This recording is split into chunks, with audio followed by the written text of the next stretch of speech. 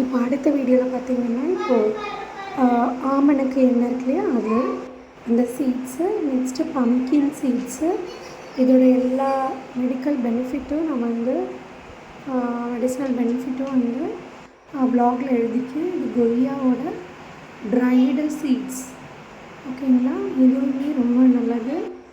அடுத்து வந்து star anise, இதுவும் வந்து ஹேர் க்ரோத்தை ஸ்டிமுலேட் பண்ணும்.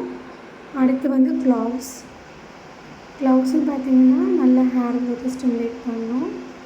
எடுத்து பார்த்திங்கன்னா ஃபெனுக்ரிக், வெந்தயம், இது வந்து வைல்டு பம்கின், இதுவும் வந்து ஹேர் க்ரோத்தை நல்லா இன்க்ரீஸ் பண்ணும், ஸ்டிமுலேட் பண்ணும். ஸோ இதையுமே போட்டிருக்கேன்.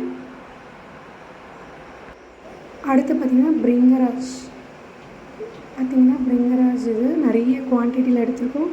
சும்மா வீடியோக்காக ஒரே ஒரு செடியை மட்டும் இப்போ காமிக்கிறோம். அடுத்து பார்த்திங்கன்னா மணத்தக்காளி கீரையோட சீட்ஸ், அதை வந்து நல்லா நிழலில் வச்சு காய வச்சு அந்த சீட்ஸ் வச்சுருக்கோம். அப்புறம் டீயோட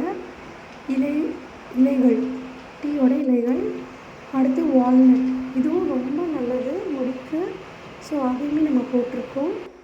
பே லீவ்ஸுமே வந்து ஆன்டி டேண்ட்ரஃப் வராமல் பார்த்துக்கும். அடுத்து பார்த்திங்கன்னா பச்சை பயிறு, இது ரொம்ப சாஃப்ட் ஆக்கிடும் ஹேரை. இதோட பெனிஃபிட்ஸும் நான் ப்ளாகில் எழுதியிருக்கேன்.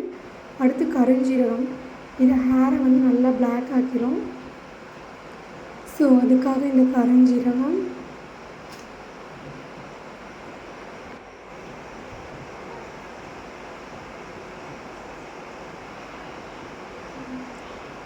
நெக்ஸ்ட்டு பார்த்திங்கன்னா ஆவாரம்பூ உங்களுக்கே தெரியும் அது எவ்வளோ நல்லதுன்னு சொல்லிட்டு. அதுவும் வந்து ஹேர் க்ரோத்தை ஸ்டிமுலேட் பண்ணும்.